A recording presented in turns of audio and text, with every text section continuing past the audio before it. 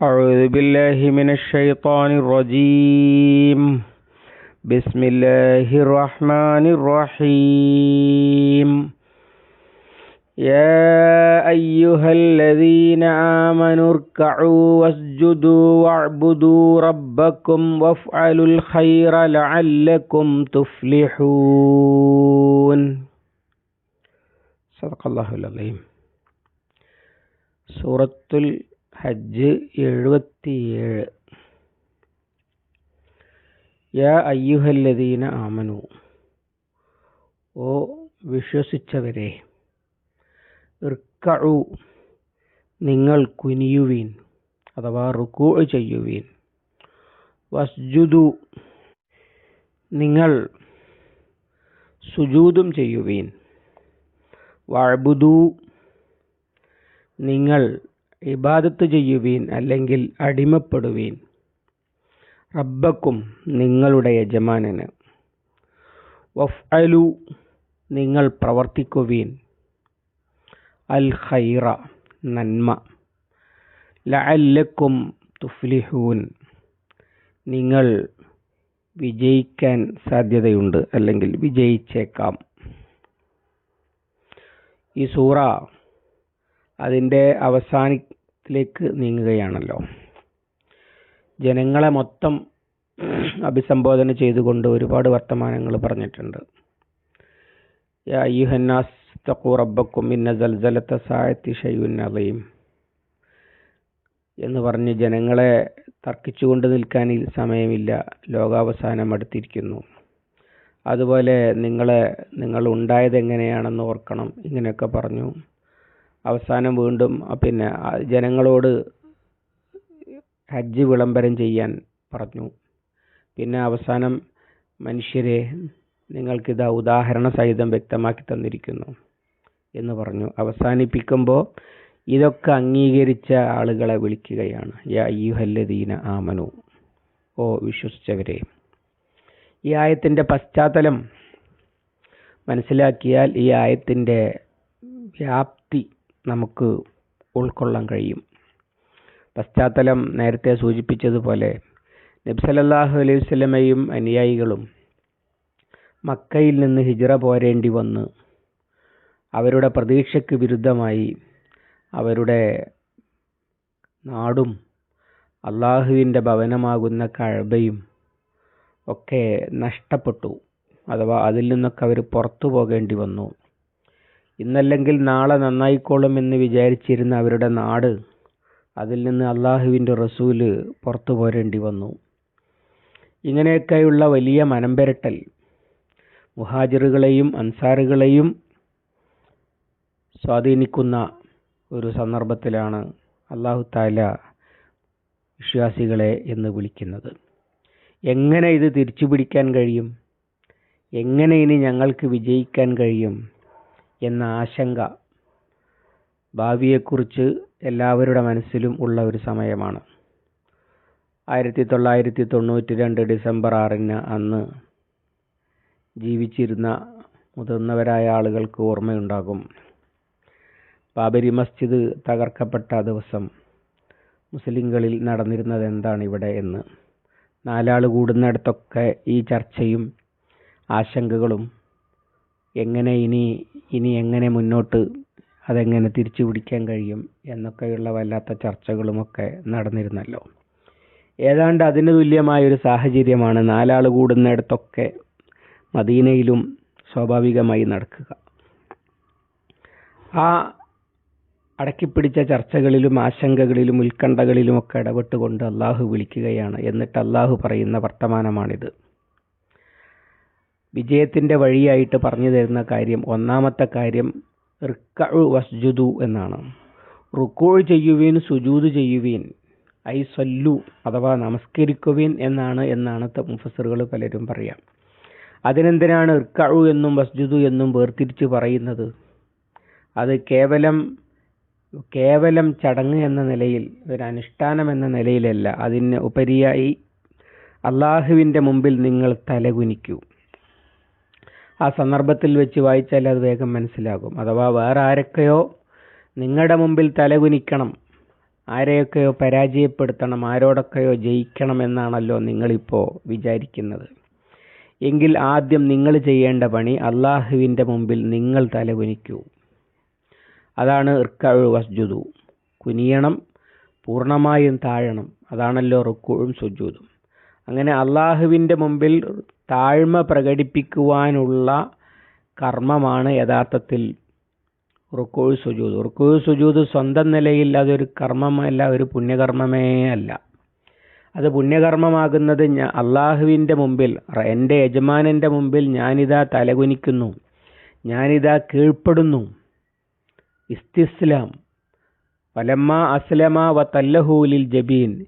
ഇബ്രാഹിം അലൈഹിസ്സലാമും ഇസ്മായിൽ അലൈഹിസ്സലാമും അള്ളാഹുവിന് കീഴ്പ്പെട്ടപ്പോൾ അദ്ദേഹം അവനെ അറുക്കാൻ കിടത്തി എന്ന് പറയുന്നുണ്ടല്ലോ ഖുർആനിൽ. എന്നതുപോലെ അള്ളാഹുവിൻ്റെ മുമ്പിൽ ഞങ്ങളിതാ സർവാത്മന തലകുനിക്കുന്നു എന്ന ഭാവം പ്രകടിപ്പിക്കുവാൻ നിശ്ചയിക്കപ്പെട്ട കർമ്മമാണ് നമ്മുടെ റുക്കൂഉം സുജൂദും. എല്ലാ റുക്കൂഉം സുജൂദും അങ്ങനെ തന്നെ ആവണമെന്നില്ലല്ലോ. അഥവാ ഇരിക്കാൻ കഴിയാത്തവന്, നടുവളക്കാൻ കഴിയാത്തവന്, മുട്ടുമടക്കാൻ കഴിയാത്തവന്, എഴുന്നേറ്റ് നിൽക്കാൻ കഴിയാത്തവന്, കിടക്കാൻ മാത്രമേ കഴിയൂ എന്നുള്ളവന്, ഇവർക്കൊക്കെയുമുണ്ട് റുക്കൂഉം സുജൂദും. അപ്പോൾ അള്ളാഹുവിൻ്റെ മുമ്പിൽ ഈ താഴ്മ പ്രകടിപ്പിക്കേണ്ടത് അവരുടെ ശരീരം കൊണ്ട് ചെയ്യാവുന്ന സ്ഥിതിയിലാണ്. എന്തായാലും താഴ്മ പ്രകടിപ്പിക്കൽ നിർബന്ധമാണ്. അത് സാധാരണഗതിയിൽ കഴിയില്ലെങ്കിൽ കഴിയുന്ന മാതിരി. വൻ നജ്മു വശജറു യസ്ജുദാൻ. സുജൂദ് നക്ഷത്രവും മരവും ചെയ്യുന്ന പരിപാടിയാണ്. അത് നമ്മളെ പോലെയല്ല. എല്ലാ കാലത്തും അള്ളാഹുവിൻ്റെ അടിമകൾ അള്ളാഹുവിൻ്റെ മുമ്പിൽ താഴ്മ പ്രകടിപ്പിക്കേണ്ട രീതി അള്ളാഹു തആല അതാത് കാലത്ത് നിശ്ചയിച്ചു കൊടുത്തിട്ടുണ്ട്. അങ്ങനെ നമുക്ക് നിശ്ചയിക്കപ്പെട്ട റുക്കൂഉം സുജൂദുമാണ് ഇത്. സുജൂദിനെ കുറിച്ച് നബി സല്ലല്ലാഹു അലൈഹി വസല്ലമ പറയുന്നുണ്ടല്ലോ, ഉമിർതു അൻ അസ്ജുദ അലാ സബ്അത്തി അഹ്റുഫിൻ. 7 അംഗങ്ങളുടെ മേൽ സുജൂദ് ചെയ്യാൻ ഞാൻ കൽപ്പിക്കപ്പെട്ടിരിക്കുന്നു. മറ്റേത് ഹദീസിൽ അലാ സമാനിയത്തി അഹ്റുഫിൻ, 8 അംഗങ്ങളുടെ മേൽ. അപ്പം ഈ രീതിയിൽ ആണ് ആ താഴ്മ പ്രകടിപ്പിക്കേണ്ടത് എന്നത് മുഹമ്മദ് സല്ലല്ലാഹു അലൈഹി വസല്ലമയുടെ ശരീഅത്തിലെ രീതിയാണ്. എല്ലായിടത്തും രീതി അങ്ങനെ തന്നെ ആവണം എന്നൊന്നുമില്ല. പക്ഷേ ചെയ്യേണ്ട കാര്യം എന്താണ്? അള്ളാഹുവിൻ്റെ മുമ്പിൽ ഞങ്ങൾ സർവാത്മന കുനിയാൻ തയ്യാറാണ് എന്ന നിലപാടിൻ്റെ പ്രകടനമാണ് റുക്കൂഉം സുജൂദും. അത് റുക്കൂഉം സുജൂദും ആകണമെങ്കിൽ മനസ്സിൽ അതുണ്ടാകണം. എന്നിട്ടോ വഅ്ബുദൂ റബ്ബക്കും. റുക്കൂഉം സുജൂദും ഇബാദത്തല്ലാത്തത് കൊണ്ടോ ആരാധനയല്ലാത്തത് കൊണ്ടല്ലല്ലോ അത് പറയണത്. റുക്കൂഇലൂടെയും സുജൂദിലൂടെയും ഉണ്ടാകേണ്ടത് എന്താണ്? നിങ്ങൾ മനസ്സാ വാച കർമ്മണ ജീവിതം മുഴുവൻ അള്ളാഹുവിൻ്റെ അടിമയാവുക എന്നതാണ്. ഇന്ന സലാത്തി വനുസുക്കി വമഹയായ വമമാത്തി ലില്ലാഹി റബ്ബിൽ ആലമീൻ എന്ന് പറഞ്ഞതുപോലെ എൻ്റെ നമസ്കാരവും എൻ്റെ ആരാധനാ കർമ്മങ്ങളും മാത്രമല്ല, എൻ്റെ ജീവിതവും മരണവും അള്ളാഹുവിനാണ്. ഇങ്ങനെ അവൻ്റെ മുമ്പിൽ അവൻ എൻ്റെ യജമാനനാണ്, ഞാൻ അവൻ്റെ അടിമയാണ്. അതാണല്ലോ പിന്നെ അടിസ്ഥാന കാര്യം. അതില്ലെങ്കിൽ പിന്നെ ഒരു കർമ്മവും പുണ്യകർമ്മമല്ല, ആരാധനയല്ല. അതുണ്ടാകണം. അഥവാ അള്ളാഹുവിൻ്റെ മുമ്പിൽ നമസ്കാരത്തിൽ കാണിച്ചതുപോലുള്ള നിലപാട്, സുജൂദിലും റുക്കൂയിലും കാണിക്കുന്നത് പോലുള്ള നിലപാട് ജീവിതത്തിൽ ഉടനീളം കാണിക്കണം. കാരണം അവൻ നിങ്ങളുടെ റബ്ബാണ്. ഒന്നാമത്തെ സൂറത്തിൽ യാ അയ്യുഹന്നാസ് എന്ന് പറഞ്ഞിട്ട് ഇത്തഖൂ റബ്ബക്കും, നിങ്ങൾ നിങ്ങളുടെ റബ്ബിനെ സൂക്ഷിക്കൂ എന്നാണ് പറഞ്ഞത്. ഇവിടെ വഅ്ബുദൂ റബ്ബക്കും, നിങ്ങളുടെ റബ്ബിന് പൂർണ്ണാർത്ഥത്തിൽ അടിമയായി തീരുവീൻ. അഥവാ ചുരുക്കത്തിൽ ലോകം അല്ലെങ്കിൽ നാട് ഒക്കെ ഞങ്ങളുടെ മുമ്പിൽ തലകുനിക്കണമെന്ന് ആഗ്രഹിക്കുന്ന നിങ്ങൾ ആദ്യം ചെയ്യേണ്ടത് അള്ളാഹുവിൻ്റെ മുമ്പിൽ സർവാത്മന തലകുനിക്കുകയാണ്. വഫ്അലുൽ ഖൈറ, എന്നിട്ട് ഖൈർ പ്രവർത്തിക്കുവീൻ എന്നാണ്. എന്താണ് ഈ ഖൈർ പ്രവർത്തിക്കുവീൻ? അപ്പോൾ റുക്കൂഉം സുജൂദും ഖൈറല്ലേ? ഫേലുൽ ഖൈറാത്ത് എന്ന് അറബിയിൽ പറഞ്ഞ സാധാരണ അർത്ഥം നമ്മൾ ജനസേവന പ്രവർത്തനങ്ങൾ എന്ന് പറയുന്ന കാര്യങ്ങളാണ്. അതുകൊണ്ട് മുഫസ്സിറുകളൊക്കെ അതിനെ വിശദീകരിച്ചത് പിന്നെ അങ്ങനെയുള്ള കാര്യങ്ങളാണ്.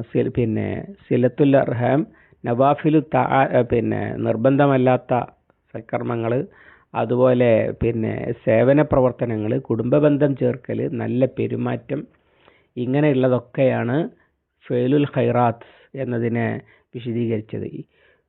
ഫേലുൽ ഖൈർ യഷ്മിലു കുല്ലു ഖൗലിൻ വ അമലിൻ യർലല്ലാഹു, അള്ളാഹു ഇഷ്ടപ്പെടുന്ന സകല കാര്യങ്ങളും ഉൾക്കൊള്ളുന്നതാണ്. ഇൻഫാഖിൽ മാലി, ധനം ചെലവഴിക്കൽ, ഫി വുജൂഹിൽ ബിസി, നന്മ പിന്നെ വഴിയിൽ. വക്കസിലത്ത് റഹ്മി, കുടുംബബന്ധം ചേർക്കൽ. വക്കൽ ഇഹ്സാനി ഇലൽ ജാരി, അയൽവാസികളോട് നല്ല നിലയിൽ വർത്തിക്കൽ. വക ഗൈരി മിനൽ അഫ്ആലില്ലത്തി ഹസനത്ത് അലൈഹ തആലീമുൽ ഇസ്ലാം, ഇസ്ലാമിൻ്റെ അധ്യാപനങ്ങൾ ദീക്ഷിക്കപ്പെടുന്ന സകലമാന നല്ല കാര്യങ്ങളും. അഥവാ അതാണ് നമ്മൾ ജനസേവന പ്രവർത്തനങ്ങൾ എന്നൊക്കെ പറയാറുള്ളത്. നമ്മൾ ചെയ്യുന്ന അനുഷ്ഠാനങ്ങൾ, ആരാധനകൾ മാത്രമല്ല, അതിലുപരിയായി പിന്നെ ആളുകൾക്ക് ഇസ്ലാമിൻ്റെ നന്മകൾ അനുഭവപ്പെടുന്ന സകലമാന കാര്യങ്ങളും നിങ്ങൾ ചെയ്യുവീൻ എന്നാണ് അഫ്അലുൽ ഖൈറ എന്ന് പറഞ്ഞാൽ. ലഅല്ലക്കും തുഫ്ലിഹൂൻ, നിങ്ങൾ വിജയിക്കാൻ സാധ്യതയുണ്ട് എന്ന് പറഞ്ഞാൽ എന്താണ്? ഒന്ന്, ഏറ്റവും വലിയ വിജയം അത് പരലോകത്ത് അള്ളാഹുവിൻ്റെ പ്രീതി നേടിയെടുത്ത് സ്വർഗം ലഭിക്കുക എന്നതാണ്. അതുമാത്രമല്ലല്ലോ വിജയം എന്ന് പറഞ്ഞത്. അതുകൊണ്ടാണല്ലോ റബ്ബന ആതിന ഫിദ്ദുനിയ ഹസന വഫിൽ ആഖിറതി ഹസന, രണ്ട് ലോകത്തെയും വിജയമാണ് വിജയം. തേടുന്ന വിജയത്തെക്കുറിച്ചാണ് ഇത് പറയുന്നത്. അന്ന് സഹാബികൾ ആലോചിക്കുന്നത് സ്വർഗത്തിൽ പോകാൻ എന്താണ് വഴി എന്ന് മാത്രമല്ലല്ലോ, അവർ അനുഭവിച്ച പരാജയവും ബഹിഷ്കരണവും മറികടക്കാനുള്ള വഴി എന്താണ് എന്നാണ്. ആ ചർച്ചയിൽ ഇടപെട്ടുകൊണ്ടാണല്ലോ അള്ളാഹു താല ഇത് പറയുന്നത്. അപ്പോൾ ആദ്യം വേണ്ടത് നിങ്ങൾ അള്ളാഹുവിൻ്റെ മുമ്പിൽ തലകുനിക്കൂ. പിന്നെ മനുഷ്യർക്ക് ഉപകാരം തോന്നുന്ന ഇസ്ലാമിൻ്റെ നന്മകൾ പൂത്തുലയുന്ന കർമ്മങ്ങൾ ചെയ്യൂ. അപ്പോൾ എന്തുണ്ടാകും? അള്ളാഹുവിൻ്റെ മുമ്പിൽ തലകുനിക്കുമ്പോൾ അള്ളാഹുവിൻ്റെ സഹായത്തിനും പിന്തുണക്കുമൊക്കെ നിങ്ങൾ അർഹരാകും. നിങ്ങളെ കൊണ്ട് മനുഷ്യർക്ക് ഉപകാരമുണ്ടാകുമ്പോഴോ മനുഷ്യർ പിന്നെ നിങ്ങളുടെ കൂടെ ഉണ്ടാകും. ഇത് രണ്ടും ശരിയാകുമ്പോൾ സമൂഹം നിങ്ങളുടെ കയ്യിലിരിക്കും. ലഅല്ലക്കും തുഫ്ലിഹൂൻ, ദുനിയാവും നിങ്ങളുടെ കയ്യിലിരിക്കും, പരലോകത്തും നിങ്ങൾ വിജയിക്കും. വളരെ സിമ്പിളാണ്. ഈ ആയത്തിൻ്റെ വ്യാഖ്യാനം ഈ വാക്കുകളിലൂടെയല്ല, ചരിത്രത്തിലൂടെ നമ്മൾ കണ്ണോടിച്ചാൽ അത് അങ്ങനെ തന്നെയാണ് കാണാൻ കഴിയുക.